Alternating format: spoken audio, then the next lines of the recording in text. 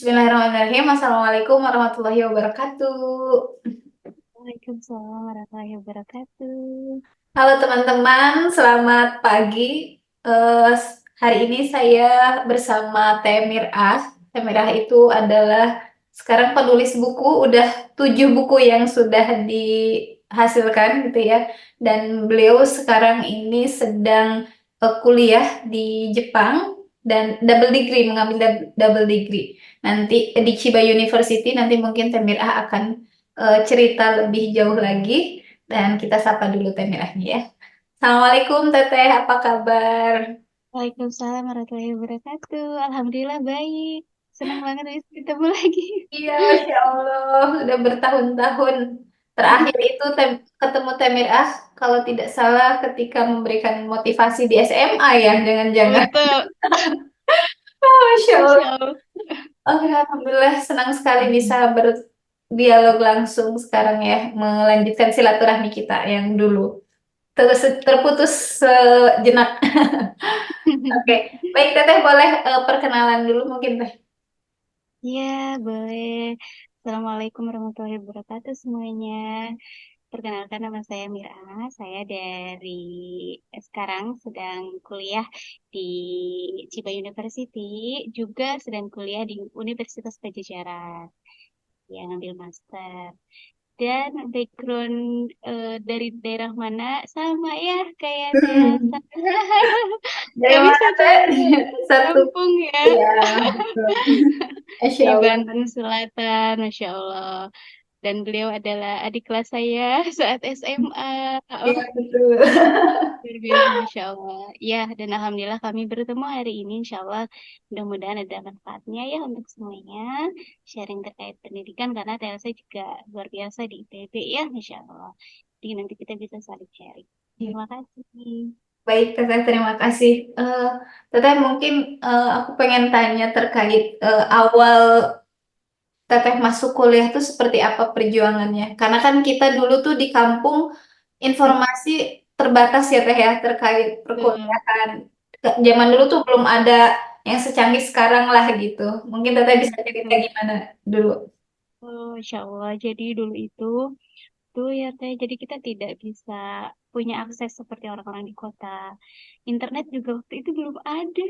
Saya ingatnya Betul. saya internet belum masuk. Jadi kita susah. Jadi kita kalau mau akses internet itu kita harus pergi 14 kilometer dari SMA kita ya. Itu. Karena di SMA kita belum ada. Jadi akhirnya waktu itu qadarullah Allah memberikan kesempatan nih kami 5 besar sekolah diberi kesempatan untuk tes. Hmm. Tesnya itu ini adalah tes beasiswa langsung masuk Unpad. Jadi Unpad datang ke daerah-daerah untuk mencari orang-orang yang bisa mendapatkan beasiswa ini gitu. Namanya beasiswa talent scouting and here. Jadi ini kerjasama Unpad ya dengan pemberi beasiswa. Jadi Unpad mencari ke daerah. Hmm. Nah, waktu itu ke daerah Banten dan itu adalah pertama dan terakhir untuk Kabupaten Lebak. Oke.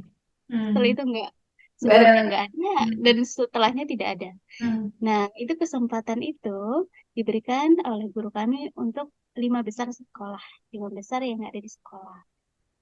Itu kami akhirnya berangkat ya ke sana, benar-benar pengalaman luar biasa ya karena kita itu benar-benar dari desa dan SMA kita waktu itu tuh waktu saya masuk itu baru baru didirikan 3 tahun sebelumnya, maksudnya diresmikan gitu ya. Oh, oke. Jadi Masih itu sangat tuh baru. SMA Ya. baru ya, dan secara akses segala macam memang terbatas, sehingga akhirnya waktu itu karena ada kesempatan istimewa itu kami berusaha untuk mengikuti ya gitu.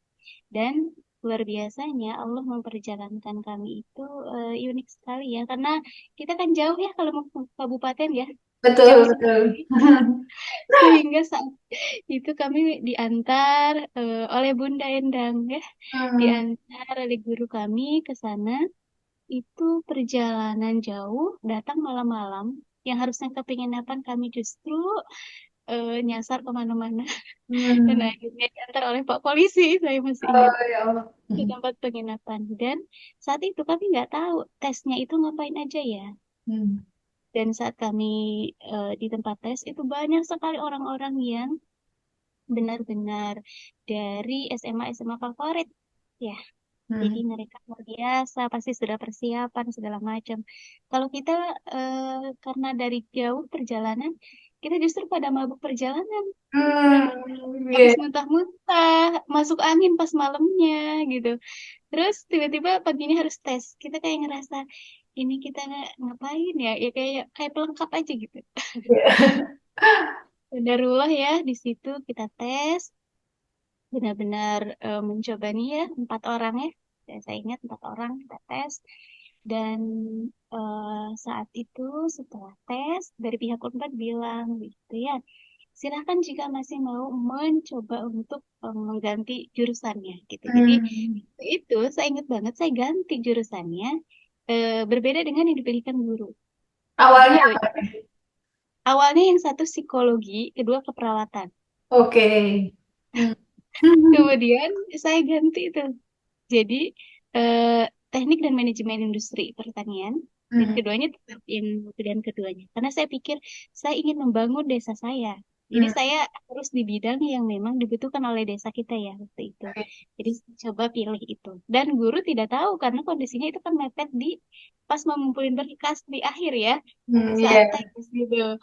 Nah makanya saat pengumuman kelulusan itu pada susah nyariin ya. Ini namanya Mira dari SMA ini apakah benar? Nah, guru juga, oh tapi jurusannya kok berbeda. Hmm, iya, Seperti iya. Mas daftar gitu. Mm, jadi dicari dan segala macam. Alhamdulillah ya lolos dan waktu itu kita perwakilan 2 orang dari Banten. Hmm. Orang beliau kelahiran Bogor sebetulnya ya, tapi SMA di Banten. Hmm. Dan yang benar asli lahir di sana ya saya gitu ya yang memang jadi mewakili yang mewakili Banten saat itu dan ini alhamdulillah dan kami tidak pernah bertemu kami hanya saat tes saja ya dan tidak kenal jadi Hmm. saat beraksi apa-apa masing-masing gitu walaupun sama-sama perwakilan Banten saat itu ya jadi benar-benar luar biasa tidak menyangka bahwa akan ada dari kita yang lolos ya Hmm. itu tidak menyangka sama sekali tidak menyangka karena semua di sana kan kita tahu bahwa eh, keterbatasan akses dan segala macam membuat kita akhirnya suka insecure ya. Iya. Kita di besok kayaknya susah deh kalau kita mau bersaing dengan orang-orang di kota. Kita mau mencoba untuk bisa seperti mereka gitu sekolah tinggi dan sebagainya. Apalagi kalau dengan beasiswa ya, karena kita kan harus banyak sekali berkorban ya belajarnya, kemudian apa-apa berkas segala macam harus diurus. Kadang kita takut duluan kan ya, Hmm. saya Betul. takut nih gitu untuk nyoba, saya takut nih gitu. Tapi ternyata kalau kita mau nih cobain berusaha, nanti kita yang dari pelosok desa tetap ada kesempatan ya dari Allah untuk mendapatkan beasiswa untuk sekolah di universitas negeri gitu ya. Dan juga untuk mendapatkan akses-akses yang juga didapatkan oleh orang-orang di kota. Pada saat itu teteh memantapkan, oke, saya lanjut untuk kuliah, saya nyoba dan saya ambil kesempatan ini. Di tengah tadi teman-teman teteh mungkin pada saat itu juga belum memutuskan untuk lanjut gitu ya. Betul. Jadi waktu itu saya ingat banget guru kita, Pak Bambang, sampai bilang begini gitu. Mira itu adalah pendobrak pendidikan kaum perempuan di sini. Karena kan kita tahu ya, di daerah kita perempuan tuh jarang sekali bisa Ya. sekolah tinggi ya. Bukan hanya nggak punya akses secara modal sebetulnya, pun ada modal, orang tuanya tidak akan membuat anaknya ingin sekolah tinggi gitu. Ya, jadi bukan tipe-tipe orang tua yang ayo pokoknya harus sekolah gitu. Mereka akan mengalokasikan dananya mungkin untuk hal-hal lain ya. Eh, Pesta pernikahan misal atau apa yang misalnya jauh lebih besar alokasinya sebetulnya. Tapi untuk pendidikan itu masih jarang karena kita kan masih di wilayah adat ya. Yang perempuan itu kalau bisa memang tetap di lingkungan sana dan tidak punya akses pendidikan pun tidak masalah begitu. Hal ini harus kita ubah mindsetnya, begitu ya. Tidak apa-apa kita masih di wilayah adat, budaya, tapi tentu juga harus punya pendidikan, gitu. Dan hal ini yang kemudian sangat teringat perkataan guru bahwa kita harus bisa menjadi pionir nih. Yang pertama, kemudian nanti adik-adik kelasnya ngikut gitu. Karena biasanya kalau udah ada yang pertama, orang tua akan melihat kan, oh bisa nih ternyata. Jadi biasanya akan juga membolehkan anak-anaknya gitu. Dan itulah yang coba saya lakukan. Oh, baiklah kalau gitu yang pertama nih saya cobain gitu. Walaupun tentu nggak ada pengalaman, nggak bisa nanya ke siapa ya. Karena yang pertama jadi dilakukan dan alhamdulillah prosesnya Allah bimbing sekali, guru-guru luar biasa gitu ya. Dan kemudian akhirnya bisa sampailah gitu waktu itu ke Universitas Pajajaran. Dengan jurusan teknologi Teknik manajemen, industri. eh, teknik manajemen industri pertanian. Oke, Kalau sekarang mungkin teknik pertanian. ya teknik industri pertanian ya sekarang kali TIP kalau di IPB. Nah, dulu beasiswanya full ya Teh? Wah, S1. alhamdulillah full beasiswa. Kemudian juga dapat asrama gratis. Selama 4 tahun. Kemudian 4 tahun. Kemudian Oke. juga dapat uang saku ya bulanan. Dan kalau itu apa bayaran UKT udah dibayarkan dari sana langsung gitu. Jadi Oke, tidak masuk ke kita tapi langsung dibayarkan gitu. Itu full semuanya. semuanya ya. Eh, Adaptasinya seperti apa Teh? Adaptasi pas Ya, tantangan-tantangan pas pertama kali itu kita kan dari desa kemudian betul. gitu ke lingkungan baru seperti apa tuh? Hmm, Masya Allah ya itu benar-benar kita karena dari desa susah akses dan susah tanya ya ke senior kita itu tuh benar-benar hanya bermodalkan nonton sinetron itu tuh di Hmm. sinetron kan suka ada tuh orang kuliah pakai apa sih Iya, bajunya iya. sampai akhirnya ngikutin itu beli baju-baju yang mirip yang di sinetron itu Kak Tia.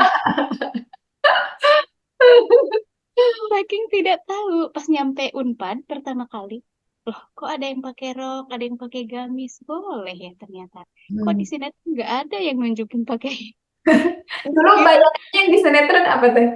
Itu yang pakai celana jeans, Oke, oke. ya, ya Nah, kan? terus Dengan pakai kerudung tasnya pendek. yang gini ya. Ya, Bener bener banget. Iya. Sama berarti ya, ya. sama kan? Ya Allah itu pas nyampe Unpad terus kok ada yang pakai rok boleh berarti ya? Ada yang pakai gamis boleh berarti ya? Dari situ satu koper baju yang isinya itu celana jeans ya, baju yang pendek terus kerudung pendek itu akhirnya kayak jadi tidak terpakai karena pada akhirnya belajar coba belajar juga agama saat itu ya maksudnya kayak kan kita susah banget ya waktu kita di desa kita untuk benar-benar belajar agama dan segala Iya. macam pas nyampe sana kan oh alhamdulillah nih ada akses untuk belajar agama terus dari situ dipinjemin baju sama senior senior kampus Masya Allah. jadi itu yang satu koper tuh yang isinya celana jeans dan segala macam itu jadi nggak kepake. Hmm. Iya, Karena mahasiswa alhamdulillah. itu ya Teh kalau di kuliah kan aktif di organisasi gitu ya. Jadi jaringan juga Betul. semakin luas gitu. Betul, betul sekali. Alhamdulillah dan baik-baik ternyata orang-orang. Hmm. Jadi benar-benar diberikan jalan ya untuk kalau kita mau berbuat baik, itu pasti ada jalannya gitu. Kalau kita mau jahat juga banyak ya gitu Ya, aksesnya. Jadi tinggal tinggal milih memilih. aja. Iya. Betul mau jalan yang mana gitu. Iya. Dulu Teteh S1 aktif di organisasi apa aja Teh? Oh ya, alhamdulillah dulu itu di apa BEM kampus ya, yang fakultas, terus jurusan tuh himpunan jurusan ya, kemudian organisasi-organisasi keislaman di fakultas gitu, di UNIF kayak gitu. Terus satu lagi organisasi sosial yang itu tuh didirikan oleh kedokteran Unpad ya, waktu itu masih kedokteran Unpad. Nah, di situ namanya kita benar-benar mencoba untuk membangun mindset ya mindset di masyarakat tentang pendidikan. Jadi waktu itu kita suka ngajarin nih anak-anak jalanan, anak panti asuhan, terus juga ke pelosok-pelosok Indonesia kita dikirim untuk motivasi. Jadi gitu. Untuk ini ya, belajar terus anak-anak jangan sampai merasa tidak mampu kemudian tidak mau belajar akhirnya gitu ya. Gitu. Betul. Nah, Teh waktu dari SMA ke kuliah itu apakah Teteh langsung bisa mengikuti pelajarannya yang kita kita tahu lah orang desa orang kota kan akses belajarnya juga pasti berbeda ya Teh. Nah, itu gimana Betul. untuk menyesuaikan itu? Ya Allah, itu keteteran sekali ya di awal, karena kita tentu berbeda cara belajarnya, aksesnya, segala macam.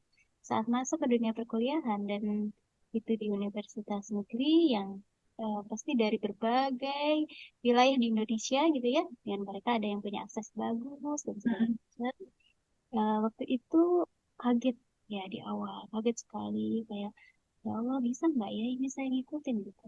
Hmm. Nah, karena kondisinya juga waktu itu tuh saya kira jurusan itu adalah jurusan yang mungkin 90% pelajarannya biologi nih. Hmm. Jadi saya menghafal hal-hal yang berhubungan dengan itu. Tapi ternyata 90% fisika. Jadi saya Hmm. kayak kaget ya. Oh ya. Dan teman-teman juga kayak, wah ini kita salah jurusan Pak ya gitu. Pada gitu ya. Terus oh enggak sih, kayaknya kalau kita ditempatkan di sini pasti insya Allah Allah mampukan kita di sini gitu ya. Dari situ sangat luar biasa karena jurusan yang ada tekniknya itu biasanya lumayan ya. Jadi Ya. seniornya pun wah luar biasa disiplin, luar biasa. Nih pokoknya kalian nggak usah lulus cepet-cepet deh. Teknik mah anak teknik udah biasa 7 tahun gitu ya. Jadi kita udah kayak diberikan apa ya hal-hal yang iya budaya teknik begini ternyata. Oh ya udah deh kita ikutin. Cuman kaget aja ya waktu itu karena anak beasiswa dan harus lulus tepat waktu.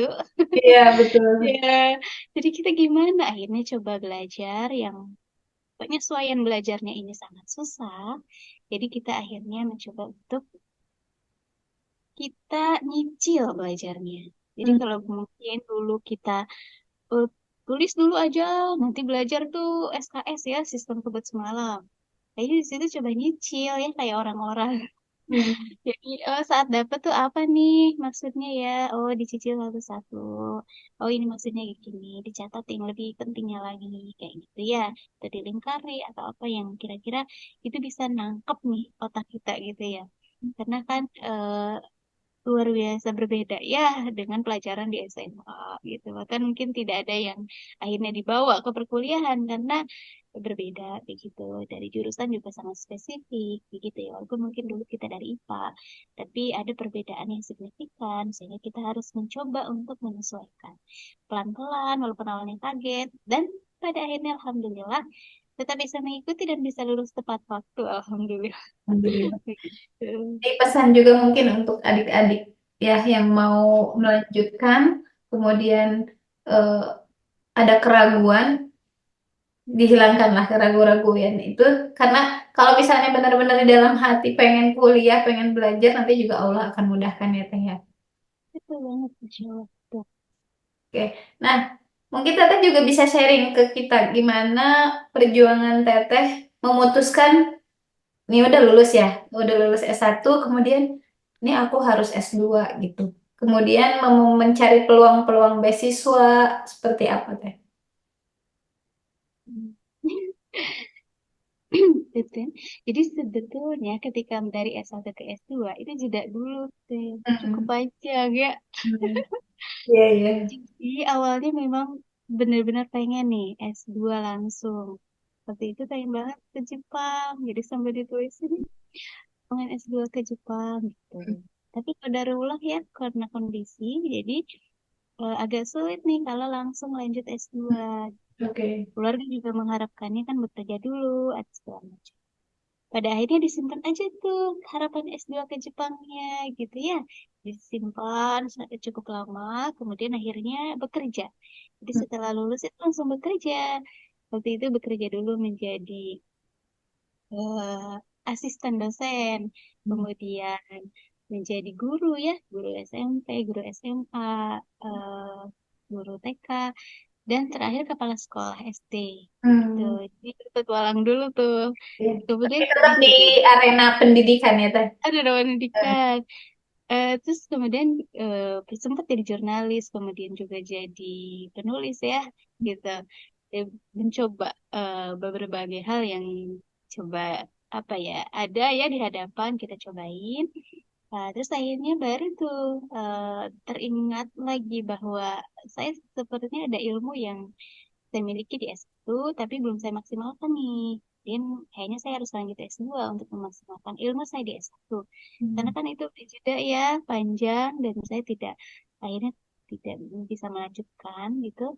Akhirnya mencoba lagi tuh, namanya kodarullah di kotak sama dosen ya, dari STD 4. Kemudian akhirnya lanjut S2 di Unpad.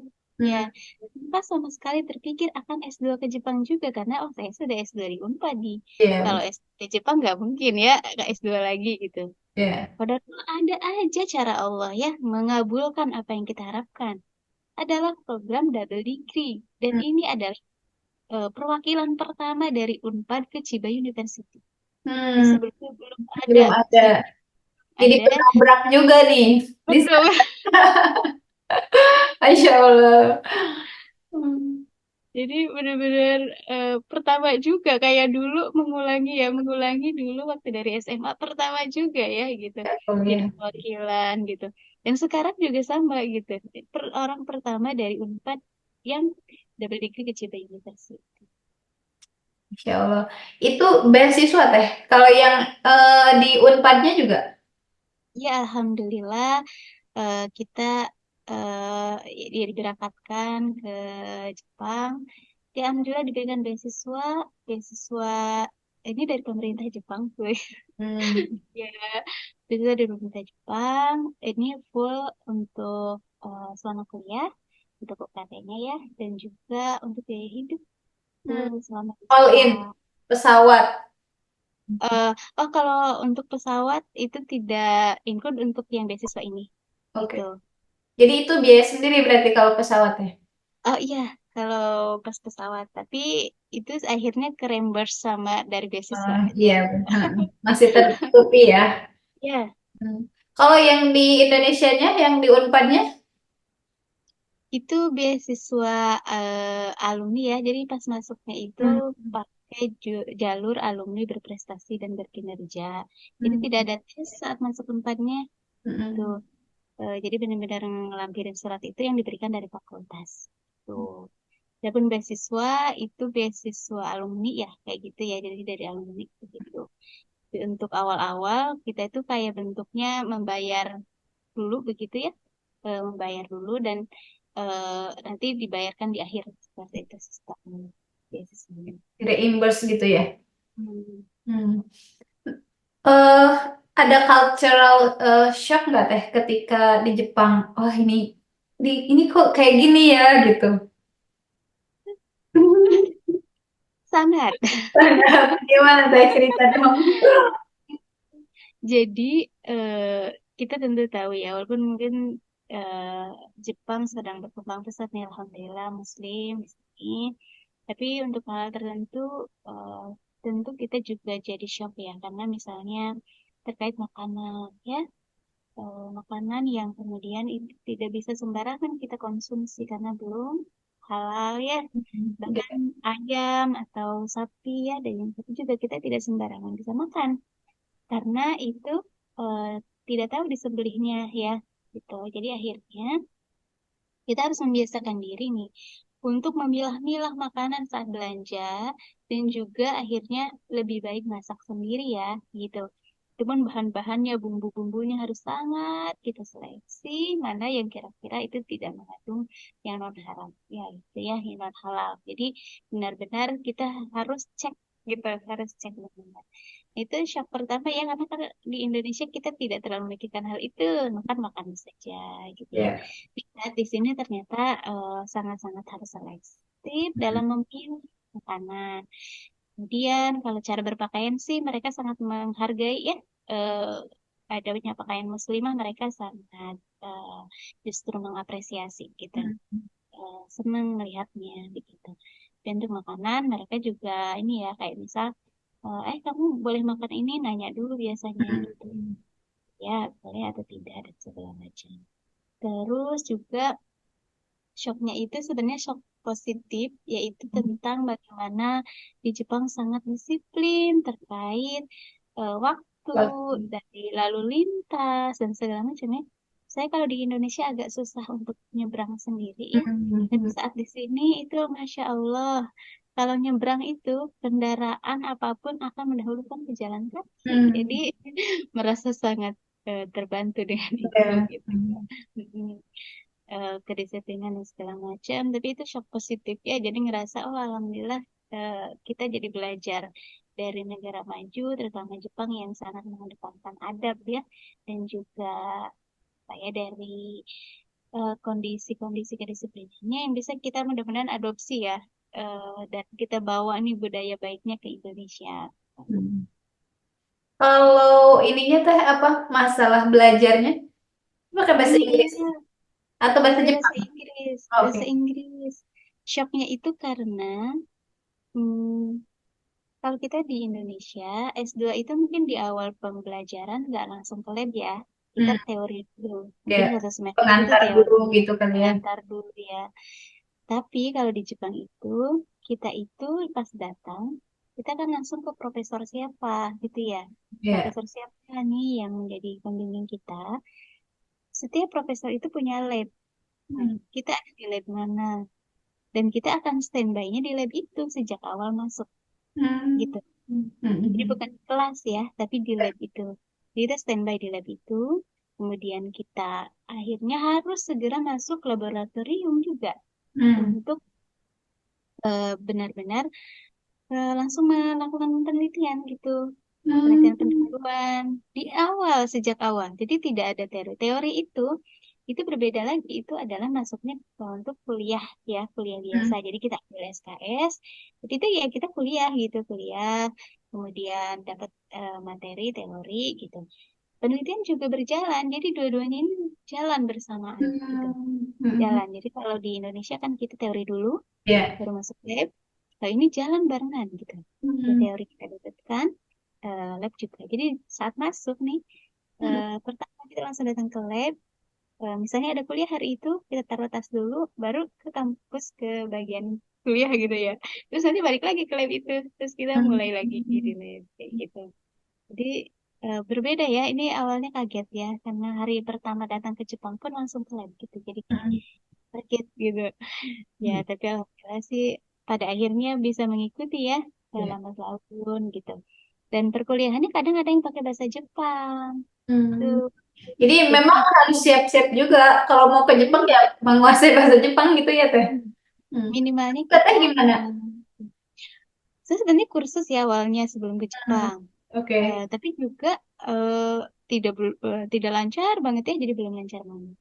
Jadi saat ke sini itu penyesuaian lagi. Jadi biasanya tuh ada mata kuliah bahasa Jepang, yaitu tuh gratis. Itu bisa kita ambil SKS ataupun tidak. Pokoknya untuk warga asing yang baru itu boleh Hmm. ikut Hmm. gitu. Dan kita ikut tuh. Kemudian akhirnya itu sama 4 bulan ya, 4 bulan kita belajar. Jadi Hmm. untuk yang ya untuk sehari-hari, misalnya kita belanja atau apa, alhamdulillah itu bisa ya. Hmm. Jadi sehari saja gitu ya. Ya. Yang penting kita ngerti, mereka bertanya apa, kita jawabnya juga apa. Ya. Tapi tidak tahu ya kalau obrolan yang panjang gitu ya. Saya tidak paham gitu. Kalau yang persyaratan double degree-nya itu Teh terkait bahasa Inggris misalnya harus TOEFL berapa gitu. Mungkin untuk Hmm, informasi juga kepada teman-teman yang iya. interest Sebenarnya yang kalau bahasa Inggris itu pada umumnya ya sama, misalnya biasanya 500 ya. Gitu. Hmm. Tapi kalau kita belum nyampe situ gimana? Hmm. Sebetulnya kita bisa konfirmasi ke eh, profesor yang nanti akan membimbing kita. Kita bilang saja mungkin dari segi tes segini, tapi profesor itu biasanya ngasih solusi. Ya Hmm. sudah, coba kamu kirim saja. Jadi nanti kami akan tes kamu saat ujian, saat ujian wawancara gitu ya. Itu bisa juga kadang ada yang seperti itu. Jadi nanti itu saat ujian wawancara ingin melihat kemampuan bahasa Inggrisnya juga, gitu. Apakah bisa atau tidak? Karena nanti kan full bahasa Inggris juga ya di sini. Jadi itu ada opsi gitu ternyata. Jadi kita maksimalkan juga untuk tesnya minimal 500. Tapi juga kalau belum nyampe gimana? Tapi misalnya kita juga punya kemampuan sebetulnya ya. Kan kadang kemampuan lisan, Ya, memahami dan tes beda ya, gitu kadang gitu. ya, tulis. Hmm. Itu silahkan bisa dikomunikasikan dengan profesornya nanti. Mhm. Kalau Teteh sendiri dulu persiapan bahasa Inggrisnya eh, kursus atau didak atau seperti apa? Ada kursus juga ya, Hmm. kursus terutama speakingnya ya. Hmm. Karena kan kita sehari-hari akan ngomong ya bahasa Inggris di Jepang gitu.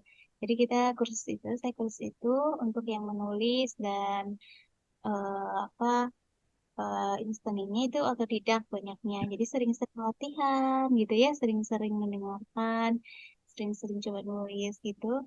Karena kalau tidak dilatih, pun kita ikut kursus, jadinya akan blank juga ya. Jadi Lupa lagi karena nggak iya, dipakai. betul. Jadi Hmm. harus praktek ya, kita coba praktekin. Dan sehari-hari nyicil, harus nyicil gitu. Nah, baru untuk yang speakingnya saya karena butuh partner ya. Jadi saya kursus gitu. Jadi supaya bisa tetap gitu ngobrol. Iya. Aduh, Teteh luar biasa sekali ini, inspiring sekali. Apalagi Iya, nanti untuk apa namanya teman-teman kita, adik-adik kelas kita yang di SMA khususnya mungkin SMA 1 Cibeber sebagai sekolah kita gitu ya, iya, iya. memberikan motivasi kepada mereka bahwa kita bisa gitu. Ketika Betul. punya mimpi, kita bisa meraihnya. Aku inget dulu juga ya waktu para alumni memberikan motivasi ke SMA tuh, mereka rata-rata itu tadi membawa dengan kekuatan mimpi ya Teh ya. Tadi Teteh tulis katanya mimpinya itu ya. Nanti satu persatu mimpinya akan dicoret gitu seiring berjalannya waktu, seiring dengan mimpi itu tercapai gitu ya. Oke. Ada lagi Teh yang mau disampaikan terkait pengalaman Teteh mungkin yang menarik di sana di Jepang? Ya, Masya Allah kalau di Jepang itu dengan budaya yang sebenarnya mirip kita sebagai Muslim ya, beberapa kondisi gitu. Mereka tuh kayak implementasikan gitu ya. Karena Iya. kan kita paham teorinya gitu ya. Sebenarnya saat kesini kita ngerasa jadi ya Allah, apakah ini implementasi dari apa yang selama ini dipelajari begitu ya? Di Jadi Islami saya gitu ya Teh. jadi nganggapnya tenang saja jika kita punya teorinya, misalnya saat di Indonesia terus nyampe ke sini, insya Allah kita jadi lebih yakin Hmm. bahwa apa-apa yang selama ini kita pelajari Islamnya ideal seperti apa, tata cara, adabnya, itu perilakunya. Kita jadi lebih kuat insya Allah. Justru ya, jadi pun di luar negeri jangan khawatir karena kan kadang kita ya merasa bahwa oh nanti orang yang tadinya baik-baik saja pas luar negeri jadi bermasalah. Ya. Mungkin ada yang seperti itu. Mungkin ini sekedar sharing bahwa justru ketika kita memahami konsep Islam yang benar, dan kemudian kita berada di tempat yang itu seperti yang mengimplementasikan apa yang kita pelajari, itu semakin kuat rasanya karena kita berharap bahwa kita juga bisa seperti itu, punya adab yang baik, akhlak yang baik, profesional. Islam juga sangat mengenal profesional ya, atas kerja, dan semua yang dipelajari itu harusnya memang kita implementasikan juga. Jadi dengan kita belajar juga ya dari negara lain yang juga insya Allah kita punya dasarnya nih dari Islam gitu ya, ternyata jadi semakin menguatkan. Jadi jangan khawatir yang mau belajar ke luar negeri, dimanapun kita ditempatkan selagi kuat apa dasarnya yang kita punya, insya Allah justru akan semakin menguatkan saat kita di luar negeri. Ya. Oke, terima kasih banyak Teh. Terakhir mungkin Teteh ada pesan untuk teman-teman atau adik-adik di SMA yang mau kuliah. Insya Allah adik-adik yang di SMA jangan khawatir selagi punya keinginan yang kuat ya.